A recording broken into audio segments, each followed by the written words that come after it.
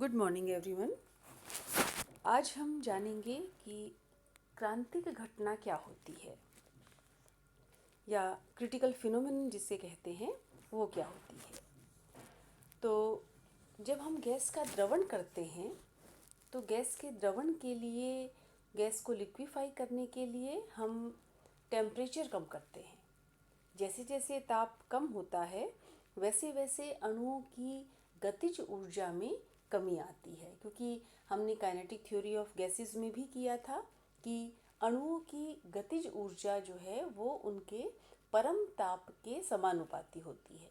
तो हम जैसे जैसे ताप कम करते हैं अणुओं की गतिज ऊर्जा में कमी आती है। गतिज ऊर्जा में कमी के कारण जो अणु हैं उनकी गति धीमी हो जाती है और उनके आकर्षण बल जो हैं वो उनको एक दूसरे के पास लाते हैं। इस प्रकार आयतन कम होता है और अणुओं के बीच की दूरी भी कम हो जाती है। और यह दूरी कम होते होते अंततः इतनी कम हो जाती है कि गैस जो है वो द्रव में परिवर्तित हो जाती है। यही इफ़ेक्ट, यही प्रभाव हम दाब को बढ़ाकर भी ला सकते हैं। दाब के बढ़ाने पर भी अणुओं के बीच की दूरी कम होती है और एक स्टेज ऐसी आती है कि जब वो दूरी द्रवों के अणुओं के बीच की दूरी के बराबर हो जाती है। तो गैस को द्रवित करने के लिए दो बातें ज़रूरी हैं, या तो ताप कम हो और या दाब अधिक हो। लेकिन गैस को द्रवित करने के लिए ताप का प्रभाव या ताप का महत्व दाब से ज़्यादा है। हर गैस को हम वायुमंडलीय दाब पर केवल ताप को कम करके द्रवित कर सकते हैं, लेकिन हर गैस को हम वायुमंडलीय ताप पर केवल दाब बढ़ाकर द्रवित नहीं कर सकते। तो ये हर गैस के लिए एक डेफिनेट टेम्परेचर होता है, एक निश्चित ताप ऐसा होता है जिससे ऊपर हम गैस को द्रवित नहीं कर सकते। हर गैस के लिए वो अलग अलग होता है, हर गैस के लिए यह ताप अलग होता है, लेकिन एक ताप जो है वो ऐसा है जिसके अधिक ताप पर वो द्रवित नहीं कर सकते, नहीं की जा सकती, चाहे हम दाब कितना भी बढ़ा दें। तो ये एक न्यूनतम ताप है कि इतना ताप, तो इतना टेम्परेचर तो आपको गैस का लाना ही होगा। उसके बाद आप दाब बढ़ाकर उसको द्रवित कर सकते हैं, लिक्विफाई कर सकते हैं। लेकिन एक मिनिमम टेम्परेचर ऐसा हर गैस के लिए है जिससे ऊपर हम गैस को लिक्विफाई नहीं कर सकते। ये जो ताप है ये कहलाता है उस गैस का क्रांतिक ताप या क्रिटिकल टेम्परेचर। तो क्रांतिक ताप हम इस तरह से डिफाइन कर सकते हैं इसको कि यह वह ताप है जिससे अधिक ताप पर गैस को द्रवित नहीं किया जा सकता, चाहे हम दाब कितना भी बढ़ा दें। एग्जाम्पल के तौर पर कार्बन डाइऑक्साइड का जो क्रांतिक ताप है वो है 31.1 डिग्री सेंटीग्रेड। यानी अगर कार्बन डाइऑक्साइड को हम 31.2 डिग्री सेंटीग्रेड पर रखें और हम चाहें कि इसको हम लिक्विफाई कर दें दाब बढ़ाकर, तो वो संभव नहीं है। तो कार्बन डाइऑक्साइड को लिक्विफाई करने के लिए हमें पहले उसका टेम्परेचर 31.1 या उससे नीचे लाना पड़ेगा, उसके बाद ही वो लिक्विफाई हो सकती है। हर गैस का क्रांतिक ताप अलग अलग होता है, उसकी नेचर पर डिपेंड करता है, किसी का ज़्यादा, किसी का कम, किसी का बहुत कम। तो क्रांतिक ताप जो कार्बन डाइऑक्साइड का है वो है 31.1 डिग्री सेंटीग्रेड। अब 31.1 डिग्री पर लाकर जिस दाब पर वो द्रवित होगी वो कहलाता है क्रांतिक दाब। यानी क्रांतिक ताप पर वह न्यूनतम दाब, वह कम से कम दाब जिस पर गैस द्रवित हो जाए वो कहलाता है क्रांतिक दाब, क्रिटिकल प्रेशर। जैसे कार्बन डाइऑक्साइड के लिए ये जो क्रांतिक दाब है वो है 72.9 एटमॉस्फेरिक प्रेशर।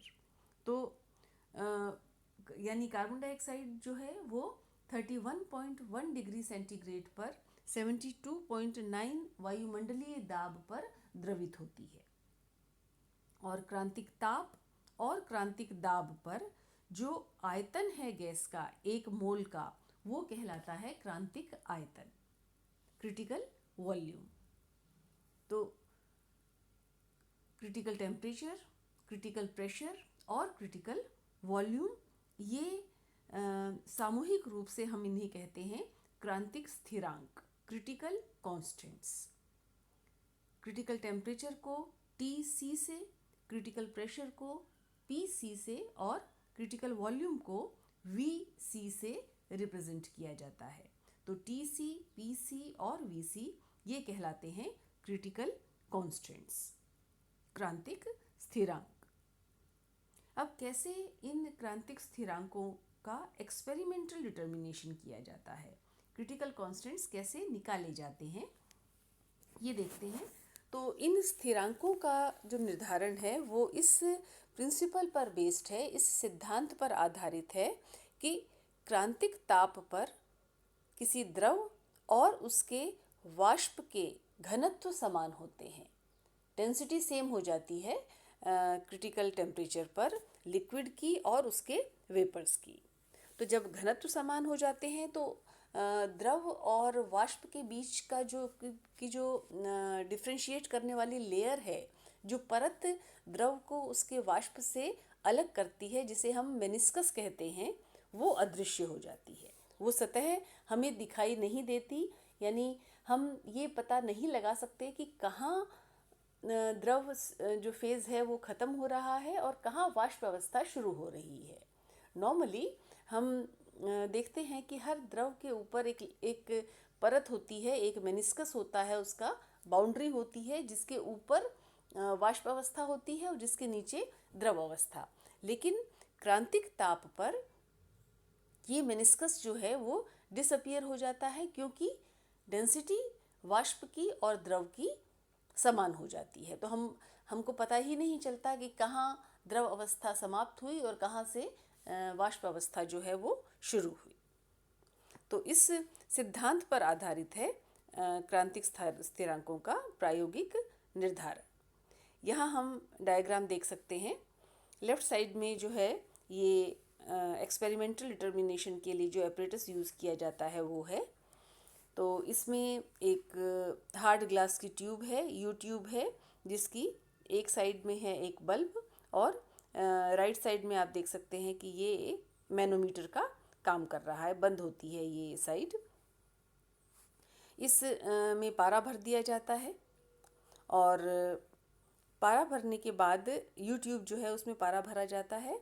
और ये जो आप बाहर जैकेट देख रहे हैं, इस जैकेट में हम इस जैकेट की में कोई हम लिक्विड जो है वो फ्लो करवाते हैं, जिसके कारण टेम्परेचर हम जो चाहें वो हम टेम्परेचर द्रव को दे सकते हैं। तो सबसे पहले तो हम इसको लो टेम्परेचर पर रखते हैं जैकेट को, ताकि जो द्रव है वो पूरा का पूरा द्रव अवस्था में रहे। इस पारे के ऊपर जो है वो द्रव है जिसका हमको क्रांतिक स्थिरांक निकालना है। तो पहले टेम्परेचर कम है, जहाँ पर द्रव और वाष्प के बीच की जो मेनिस्कस है वो बिल्कुल क्लियर है। फिर धीरे धीरे जैकेट में प्रवाहित होने वाले द्रव की सहायता से हम बल्ब का टेम्परेचर बढ़ाते हैं। तो एक टेम्परेचर ऐसा आता है जब जो मेनिस्कस हमको द्रव की सतह जो हमको क्लियर दिख रही थी वो दिखनी बंद हो जाती है। उस समय ये टेम्परेचर हम नोट कर लेते हैं और टेम्परेचर उस ताप पर जो मैनोमीटर में दाब है वो भी नोट कर लिया जाता है। फिर वापस से ताप को घटाया जाता है, जैकेट में जो है वो कम टेम्परेचर का द्रव प्रवाहित करवाया जाता है और वापस वो सतह जिस ताप पर पुनः दिखाई देने लगे वो ताप भी नोट कर लिया जाता है। और उस स्थिति में जो दाब है वो भी नोट कर लिया जाता है।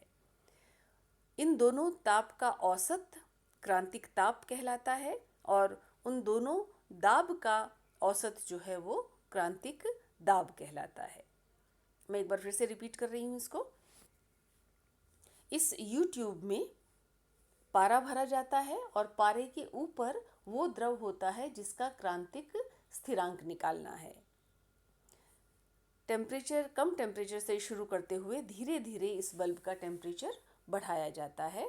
तो एक स्थिति ऐसी आती है कि जब हमको वो मेनिस्कस जो शुरू में क्लियर दिखाई दे रहा था वो दिखना बंद हो जाता है।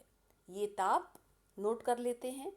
उसके बाद टेम्परेचर को फिर से धीरे धीरे कम किया जाता है और जिस ताप पर वो सतह फिर से दिखाई देने लगे वो ताप नोट कर लिया जाता है। इन दोनों ताप का, इन दोनों टेम्परेचर्स का औसत जो है एवरेज निकाला जाता है वो कहलाता है क्रांतिक ताप। और इन दोनों ही सिचुएशंस में हम दाब भी नोट करते हैं और उनके संगत दाबों का जो औसत है वो कहलाता है क्रांतिक दाब। लेकिन क्रांतिक आयतन हम इनडायरेक्ट मेथड से निकालते हैं क्योंकि थोड़े से चेंज में टेम्परेचर में या प्रेशर में हम थोड़ा सा चेंज करते हैं तो आयतन में बहुत ज़्यादा चेंज आ जाता है। तो इसके लिए एक इनडायरेक्ट मेथड यूज़ किया जाता है जो कि आधारित है सरल रेखीय व्यास के नियम पर, रूल ऑफ रेक्टिलिनियर डायामीटर। तो ये नियम जो है, ये रूल जो है वो क्या कहता है कि समान ताप पर किसी द्रव तथा उसकी संतृप्त वाष्प के घनत्वों के माध्य मान, औसत मान ताप के रेखिक फलन होते हैं। तो क्या कहना चाह रहा है ये कि रेखिक फलन मतलब लीनियर फंक्शन जो है। तो इस रूल का, जो इस नियम का मतलब ये है कि अगर हम किसी द्रव का और उसके सैचुरेटेड वेपर्स का घनत्व लें, द्रव का घनत्व और उसके संतृप्त वाष्प का घनत्व एक ही टेम्परेचर पर, सेम टेम्परेचर पर, और उसका औसत निकालें, तो ऐसे औसत हम अलग अलग टेम्परेचर्स पर निकालें, द्रव के और उसके सैचुरेटेड वेपर्स के घनत्व के औसत, और उन औसत मानों को अगर हम टेम्परेचर के अगेंस्ट प्लॉट करें, एक्स एक्सिस पर हम ले रहे हैं डेंसिटी, घनत्व, और वाई एक्सिस पर अगर हम ले लें टेम्परेचर, तो ये ताप और औसत घनत्व का जो प्लॉट है वो होगा रेखिक फलन, यानी एक स्ट्रेट लाइन हमको मिलेगी, एक सीधी रेखा हमको मिलेगी। तो इस नियम का हम उपयोग कैसे करते हैं क्रांतिक आयतन निकालने में, ये आप राइट साइड पे देखिए जो ग्राफ बनाया हुआ है। लेफ्ट में जो ग्राफ है वो है कर्व जो है वो है संतृप्त वाष्प का। तो ताप के बढ़ने के साथ साथ आप देख रहे हैं कि घनत्व ये बढ़ रहा है। राइट साइड में जो कर्व आ रहा है जिसके ऊपर मैंने लिखा है द्रव, ये है द्रव का, और ताप के बढ़ने के साथ साथ द्रव का घनत्व आप देख रहे हैं कि कम हो रहा है।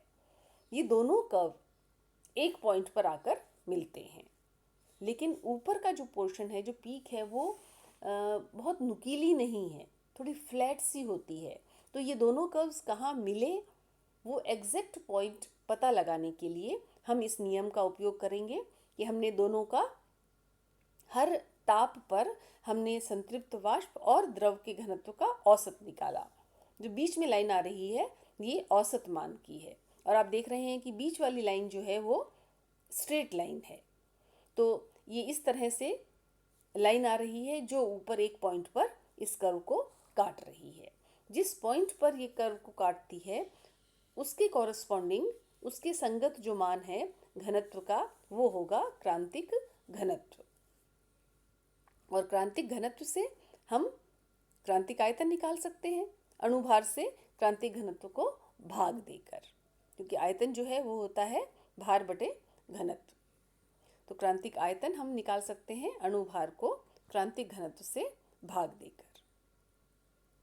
तो इस तरह से क्रांतिक ताप, क्रांतिक दाब हम एक्सपेरिमेंटली निकालते हैं, और क्रांतिक आयतन जो है वो इनडायरेक्ट मेथड से निकाला जाता है। तो ये तो थे क्रांतिक स्थिरांक क्या है। अब नेक्स्ट टॉपिक लेते हैं कि कार्बन डाइऑक्साइड के समतापी वक्र क्या होते हैं। समतापी यानी वो वक्र जो कि समान ताप पर बनाए गए हैं, आइसोथर्म्स। सेम टेम्परेचर पर जब हम कर्व प्लॉट कर रहे हैं, टेम्परेचर को कांस्टेंट रखते हुए, तो जो कर्व हमको मिलता है वो कहलाते हैं समतापी वक्र, आइसोथर्म्स। तो आइसोथर्म्स ऑफ कार्बन डाइऑक्साइड, इसको हम एक्सप्लेन करते हैं यहाँ पर। इस कर्व में आप देख रहे हैं कि एक्स एक्सिस पर मैंने लिया है आयतन और वाई एक्सिस पर लिया है दाब। तो ये जो कर्व है ये दाब वर्सेस आयतन है, P और V के बीच में। टेम्परेचर हमने कांस्टेंट रखा है। तो सबसे नीचे वाला हम कर्व देखते हैं। सबसे नीचे वाला कर्व A से शुरू हुआ, B तक गया, फिर B से C, C से D। A पर जो कार्बन डाइऑक्साइड है वो गैसीय अवस्था में है। हमने यहाँ पर दाब बढ़ाना शुरू किया A पॉइंट पर, तो आप देख रहे हैं कि आयतन जो है वो तेज़ी से घट रहा है B तक। दाब के बढ़ाने के साथ साथ बहुत तेज़ी से आयतन घटता है, क्योंकि इस समय ये गैसीय अवस्था में है और गैस पर जैसे जैसे हम दाब बढ़ाएंगे उसका आयतन उसी रेशो में कम होता जाएगा, उसी अनुपात में कम होता जाएगा। पॉइंट बी पर आकर गैस का द्रवीकरण शुरू हुआ, गैस लिक्विफाई होनी शुरू हुई, और जब तक गैस का द्रवीकरण पूरा नहीं होता तब तक टेम्परेचर चेंज नहीं होगा।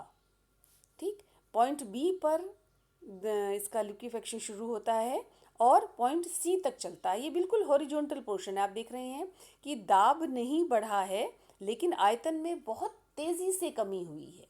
एक ये क्षैतिज भाग मिलता है हमको बी से सी तक। टेम्परेचर है इस पूरे कर्व का 13.1 डिग्री सेंटीग्रेड। ये कर्व जो है ये प्लॉट किया गया है at a fix temperature of 13.1 degree centigrade. तो पॉइंट बी पर जहाँ द्रवीकरण शुरू हुआ और पॉइंट सी पर जहाँ द्रवीकरण खत्म हुआ, बी से सी तक आयतन में बहुत तेज़ी से कमी आई लेकिन दाब उतना ही है। पॉइंट सी पर आकर द्रवीकरण लिक्विफेक्शन कंप्लीट हो जाता है, यानी सी पॉइंट पर अब कार्बन डाइऑक्साइड पूरी की पूरी द्रव अवस्था में है।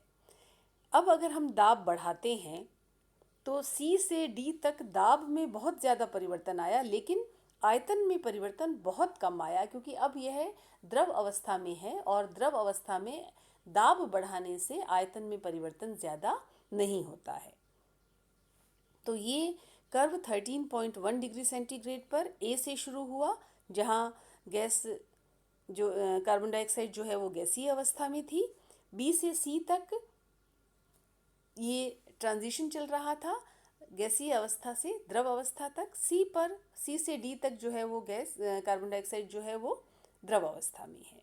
इसी प्रकार इसके ऊपर वाला कर्व लें जो कि 21.5 डिग्री पर है। सेम वही शेप हमको मिलती है कि पहले गैसीय अवस्था जहाँ पर दाब के थोड़े से परिवर्तन से आयतन में बहुत ज़्यादा परिवर्तन हो रहा है, फिर जो द्रवीकरण वाला सेक्शन, और उसके बाद दाब के बहुत ज़्यादा बढ़ाने पर भी आयतन में परिवर्तन बहुत कम हो रहा है। तो सेम शेप है, लेकिन फ़र्क क्या है कि जो क्षैतिज भाग था वो कम हो गया है। क्षैतिज भाग जो है वो कम हो गया है। वो ट्रांजिशन जिसमें गैसीय अवस्था जो है वो द्रव अवस्था में परिवर्तित होती है, और ये कर्व 13.1 के ऊपर है, यानी अब हमको अधिक दाब लगाना पड़ रहा है गैस को द्रवित करने के लिए, क्योंकि ताप ज़्यादा है।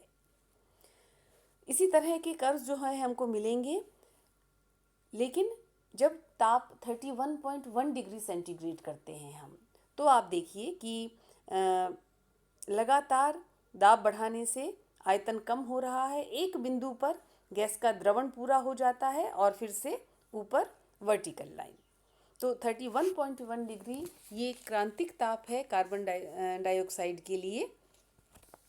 और इससे ऊपर अगर हम देखें 50 डिग्री सेंटीग्रेड, 100 डिग्री सेंटीग्रेड, तो यहाँ हम देख रहे हैं कि दाब के बढ़ाने पर आयतन लगातार कम हो रहा है, लेकिन कहीं भी द्रवण नहीं हो रहा है, कहीं भी गैस लिक्विफाई नहीं हो रही है। तो इसका मतलब 31.1 डिग्री सेंटीग्रेड से अधिक ताप पर कार्बन डाइऑक्साइड का द्रवण संभव नहीं है, चाहे हम दाब कितना भी बढ़ा दें। तो ये जो हॉरिजॉन्टल पोर्शन थे, इनके एक्सट्रीम्स को अगर हम मिलाएं तो ये एक डॉटेड लाइन आती है एक गुंबद की शेप में, एक डोम की शेप में। इसके अंदर, गुंबद के अंदर जो है वो दोनों प्रावस्थाएं प्रेजेंट हैं, द्रव भी और गैस भी, क्योंकि गैस का द्रवीकरण हो रहा है इस गुंबद के अंदर। इसके राइट साइड में केवल गैस, इसके लेफ्ट साइड में केवल द्रव, और इसके अंदर जो है वो दोनों फेजेस, दोनों प्रावस्थाएं उपस्थित हैं। तो ये तो था कार्बन डाइऑक्साइड का समतापी वक्र, जिसके बेसिस पर हम अगले लेक्चर में करेंगे कि कंटिन्यूटी ऑफ स्टेट क्या होती है। Thank you.